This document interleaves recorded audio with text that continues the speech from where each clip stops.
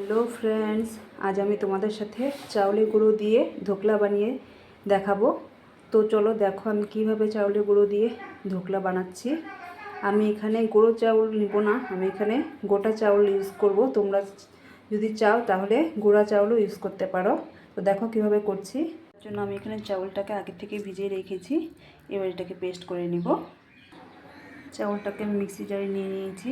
এবার এর মধ্যে আমি দিয়ে দিব টক দই।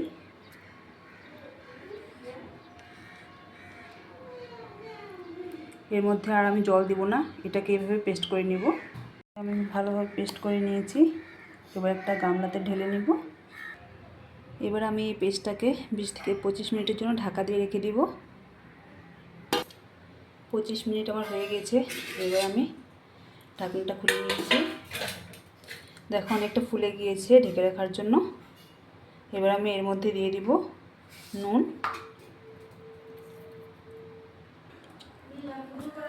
নুনটাকে ভালো করে মিশিয়ে নিব চাউলের গুঁড়োর সাথে।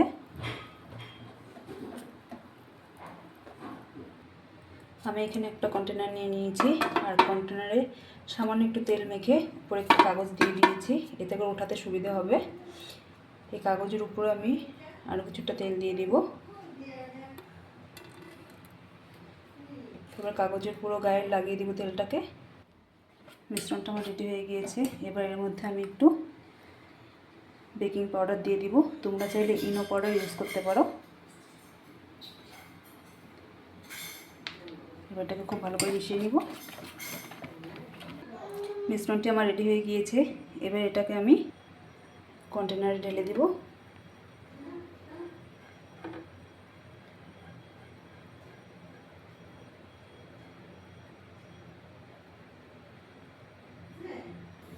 আমি চাউলের গুঁড়ো মিশ্রণটাকে কন্টেনারে ঢেলে নিয়েছি। এবার এটাকে আমি স্টিম হওয়ার জন্য বসিয়ে দেব। এখানে আমি কড়াই জল দিয়ে দিয়েছি, জল গরম হয়ে গিয়েছে। এবার এর উপরে আমি স্ট্যান্ড বসিয়ে দিব, আর এর উপরে আমি কন্টেনারটা দিয়ে দিব। এবার আমি এটাকে ঢাকা দিয়ে দিব, যাতে স্টিমটা বাইরে না বেরোতে পারে। এটাকে আমি 30 থেকে 35 মিনিটের জন্য ঢাকা দিয়ে রাখবো। আর গ্যাসের স্টিমটাকে আমি মিডিয়াম রাখবো, এতে করে ভালো হবে। 35 মিনিট হয়ে গিয়েছে আমার। এবার আমি ঢাকনাটা খুলে নিব।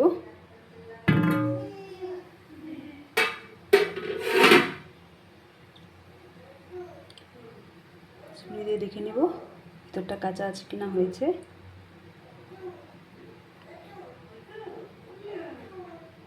হয়ে গিয়েছে। ছুরিতে যেহেতু লাগেনি, এর মানে হয়ে গিয়েছে এটা ভালোভাবে।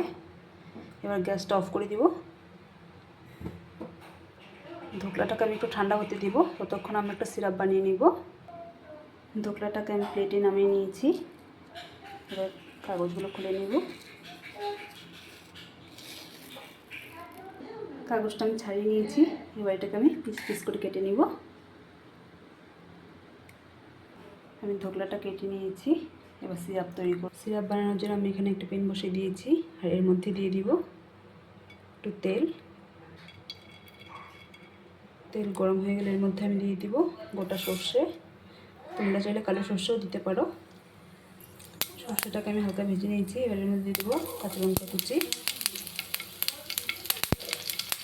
আর দিয়ে দিব কারি পাতা।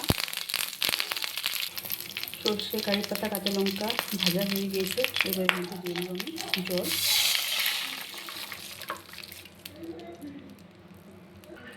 জলটাকে এবার আমি ফুটতে দিব।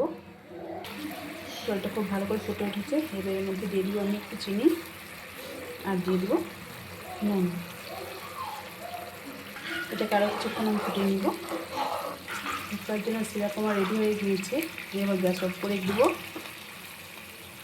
আর সিরাপটাকে ধোকলার উপরে দিয়ে দিব।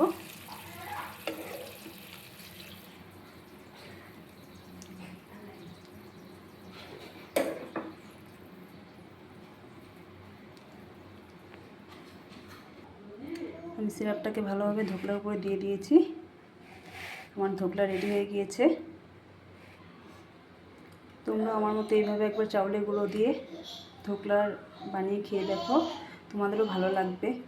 যদি তোমাদের আমার এই রেসিপিটি ভালো লেগে থাকে তাহলে আমার চ্যানেলটিকে সাবস্ক্রাইব করে দিও। টাটা।